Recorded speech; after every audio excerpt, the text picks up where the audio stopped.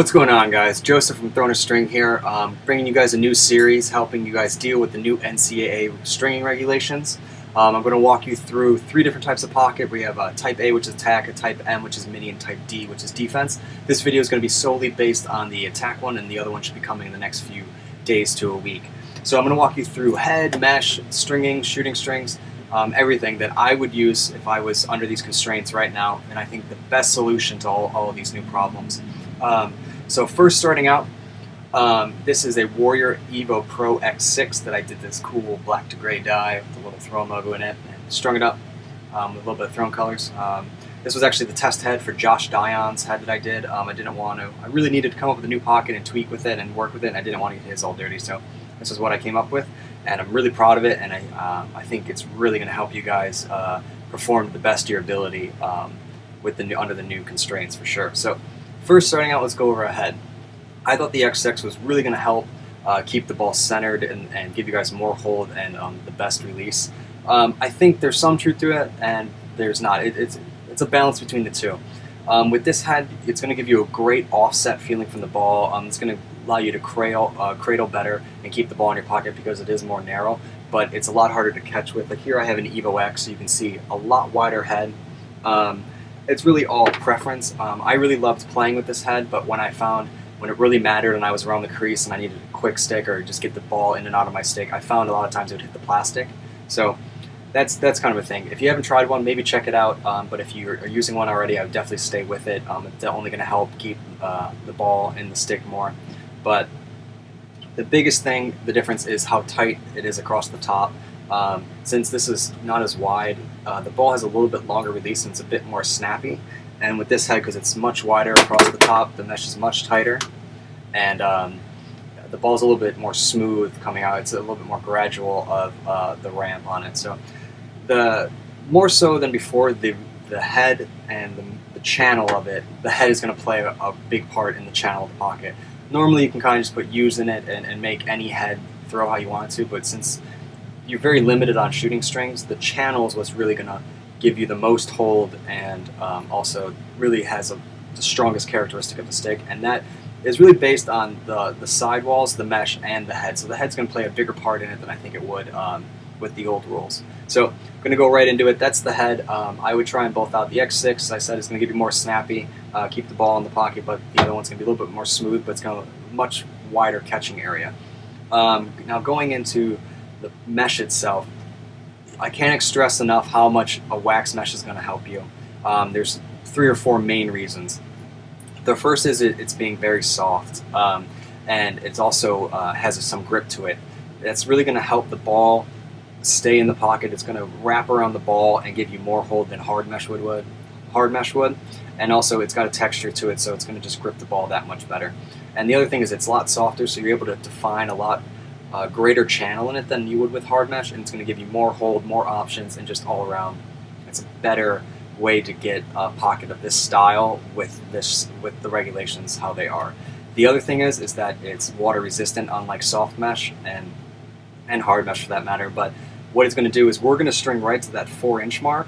So if your mesh is stretching from weather conditions or it's just bagging out, it's going to become illegal, and you're going to be pretty much screwed because you're going to have to shift all of this up a whole diamond, which is going to make the whole thing throw differently, or you're just going to have to restring the whole stick, and it's going to really not be fun because I could see bagging out being a big problem where this shooter's going to drop, a 1/2 inch, and now it's going to become illegal, and you can't just pull the bottom string and your stick's now illegal again. You're really going to have to redo it completely. So those are the biggest things.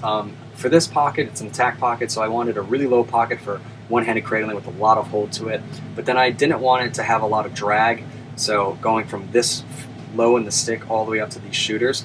So I went with the standard 15 mil mesh, my throne mesh, and the reason for that is it has the best diamond size between hold and speed of coming out. If you go to a 20 mil or a 6 diamond pocket and it's this low, it's going to have a lot longer release because there's less surface area. It's going to have more drag on the ball. And if you go to something smaller than 15 mil, it's not going to have a lot of hold. It's going to have a really quick release, but you're going to lose a lot of hold. So 15 mil is definitely the best balance for a low pocket, for sure.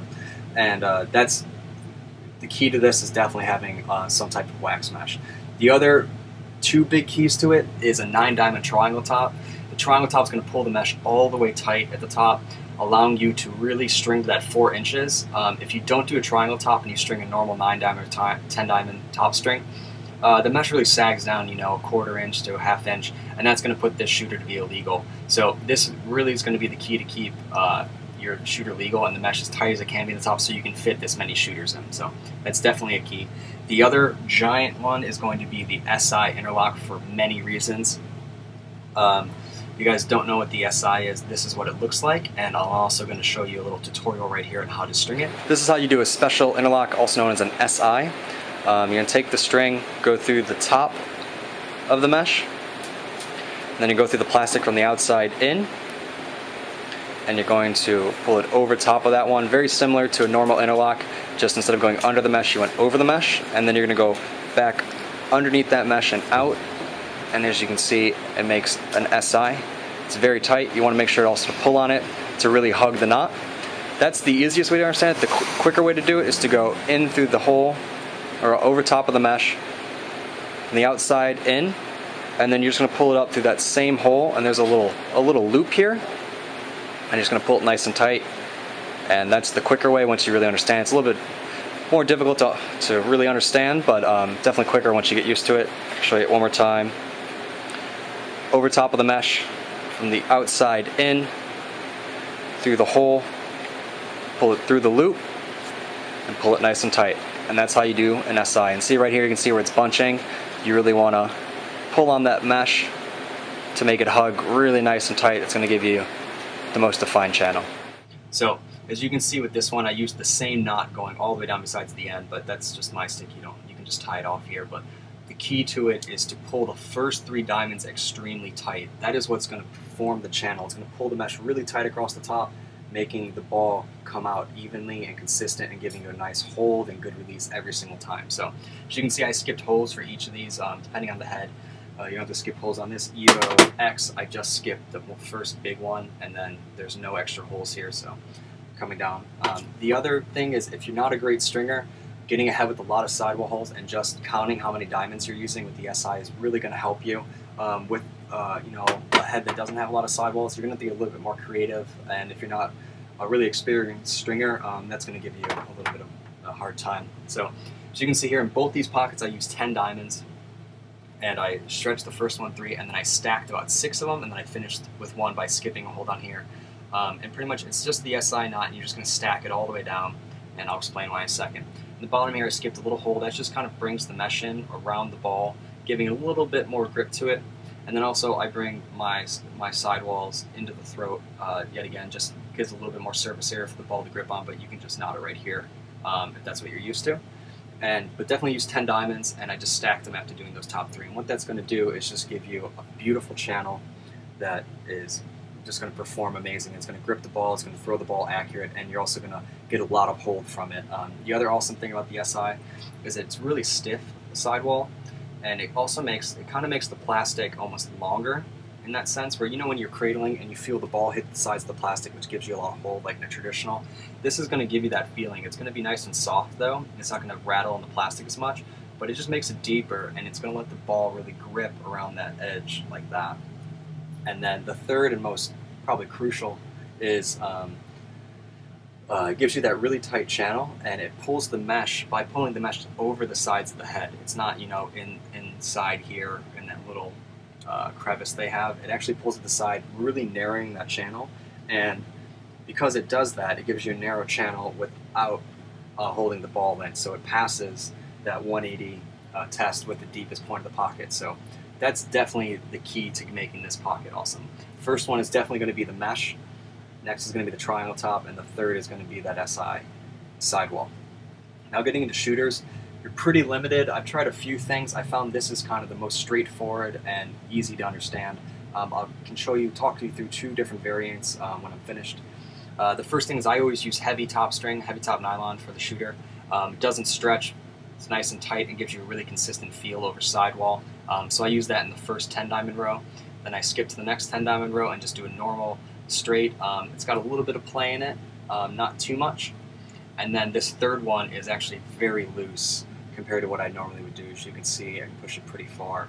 and I can pretty much move it. And the reason for that is normally when you have the next one and the next 10 diamond that's very loose, that really lifts the ball out of the pocket, so it just rides over the shooters. And without that there, this one needs to be very loose, and if it's not, the ball will snag and just throw it to the ground. So the best way to do this is to string your stick without tying knots, and then throw with it till it feels comfortable where you like to release, and then lock those down. That's what I really like about my shooter locks.